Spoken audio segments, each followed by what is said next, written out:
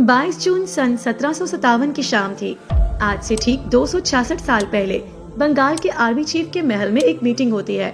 इस मीटिंग में 3 लोग मौजूद थे, एक अंग्रेज विलियम वार्ड्स, दूसरा बंगाल का आर्मी चीफ और तीसरा आर्मी चीफ का बेटा। मीटिंग का पस मंजर ये था कि अंग्रेज बंगाल पर कब्जा करने की लाख कोशिश के बावजूद नाकाम हो रहे थे। लिहाजा अब अंग्रेजों ने मैदान में मुकाबले की बजाय बंद कमरे में फैसला करने का प्रोग्राम बनाया। खुफिया मीटिंग में अंग्रेज ने आर्मी चीफ के सर पर कुरान और उसके बेटे के सर पर एक हाथ रखा और कसम उठवाई कि तुम दोनों वही करोगे जो हम तुम्हें कहेंगे। इस फर्माबरदारी के बदले हम तुम्हें दौलत और हुकूमत देंगे। अंग्रेज की शराइत मान ली गई, बस एक शर्त आर्मी चीफ ने अपनी भी रख दी, जिस पर अंग्रेज हैरान तो बहुत हुआ, लेकिन उसने भी मान ली। अब वो शर्त क्या थी, आगे चलकर वो शर्त मैं आपको बताती हूँ। अब अंग्रेजों ने इस कामयाब मीटिंग की बुनियाद पर अगले ही दिन लड़ने का फैसला कर लिया। हालांकि उनके जीतने का कोई चांस ही नहीं था, क्योंकि तादाद में अंग्रेज बामुश्किल 3100 थे, जबकि मुसलमान 50,000 थे और उनके पास इतनी बड़ी बड़ी तोपें थी कि इन्हें आगे से बड़े बड़े बैल खींच रहे थे और पीछे हाथी धकेल रहे थे।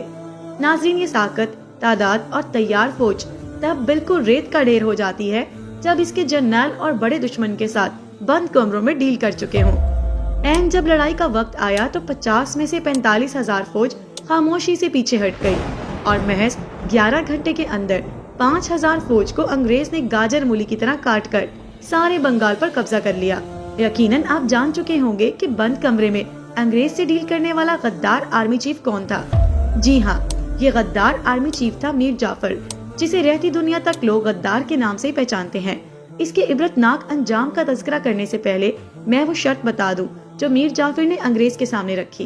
बंगाल का उस वक्त हुक्मरान नवाब सिराजुद्दौला था, जो कि आजाद और खुद मुख्तियार हुक्मरान था, लेकिन उसके आर्मी चीफ ने अपने लीडर से गद्दारी करते हुए पूरा बंगाल अंग्रेजों के हवाले कर दिया।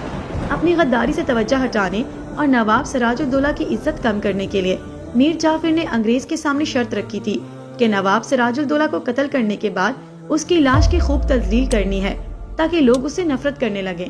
अंग्रेजों ने नवाब सिराजुद्दौला की लाश को पहले तो गंज दरिया पर ही पड़ा रहने दिया, फिर लोगों के लिए इबरत बनाने की खातिर इसे सारा शहर घुमाया गया, यहाँ तक कि उसकी माँ आमना बेगम को अजियत देने के लिए लाश को उसके घर के चक्कर भी लगवाए गए।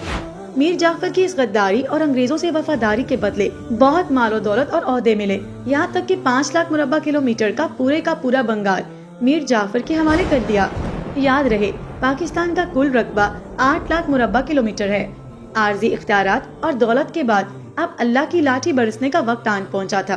कुछ वक्त के बाद मीर जाफर से ओहदे छीन लिए गए, जिंदगी ने भी साथ छोड़ दिया, यहाँ तक कि लोग उससे इतनी नफरत करने लग गए कि मीर जाफर के मरने के बाद 350 साल गुजरने के बावजूद आज तक किसी ने भी इस महल में रिहाइश अपनाना गवारा नहीं किया। तब से आज तक ये महल सिर्फ खंडरात का ढेर ही नहीं, बल्कि नफरत की एक अलामत भी बन चुका है। कोई शख्स इस महल के पास से गुजरते हुए इस पर थूकने, जूते मारने या गाली गलौज किए बगैर गुजर जाए, ये मुमकिन नहीं।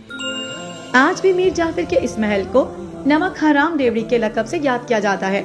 न सिर्फ वहाँ की हुकूमत ने सरकारी तौर पर, बल्कि आलमी इदारे यूनेस्को ने भी इस महल को नमक हराम रेवड़ी का नाम दिया हुआ है। बल्कि आज भी अगर गूगल मैप लगाएं तो आपको इस महल का नाम यही मिलेगा। इंसानों की तारीख में ये पहली इमारत है जिससे इस कदर नफरत की जाती है।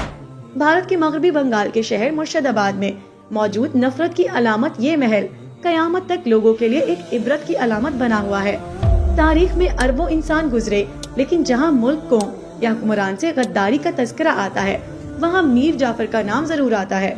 यहाँ तक कि हर गद्दार को मीर जाफर के लकब से याद करते हैं और इसकी रिहाइश गाह को भी नफरत की अलामत समझते हैं। चंद दिनों की ताकत और ओहदे ने मीर जाफर को जिल्लत की जिस गहराई में जा फेंका, ये सबक उस हर फर्द के लिए है जो अपने ओहदे, मुल्क, अवाम या फिर हुक्मरान को धोखा देते हैं और आर्जी ओहदे की खातिर हमेशा की जिल्लत अपने मुकद्दर में लिखवा लेते हैं। नाजरीन, आपको मीर जाफर की आज के दौर में ऐसी कौन सी मिसाल देखने को मिलती है, और क्या आज भी लोग मीर जाफर जैसे लोगों से नफरत करते हैं? कमेंट में हमें बताइए।